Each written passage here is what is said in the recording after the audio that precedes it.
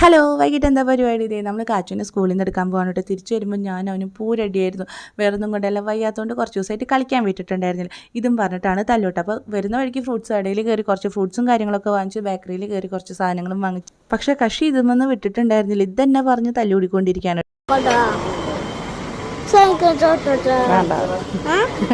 തിരിച്ച് വീട്ടിലെത്തി അവനുള്ള പാലും തിളപ്പിച്ചു, ഞങ്ങൾക്കുള്ള കട്ടനും തിളപ്പിച്ചത് അടിപൊളി മാഗി ഉണ്ടാക്കി. വേറൊന്നും കൊണ്ടല്ല കേട്ടോ, അതിലുള്ള മസാല മാത്രം ആഡ് ചെയ്തിട്ടാണ് ഈ മാഗി ഉണ്ടാക്കിയിട്ടുള്ളത്. പിന്നെ ബേക്കറിയിൽ നിന്ന് വാങ്ങിച്ചിട്ടുണ്ടായിരുന്നു 3 സമൂസ ഉണ്ടായിരുന്നു. അതിലൊരെണ്ണം കഴിച്ചിട്ടുണ്ടായിരുന്നു.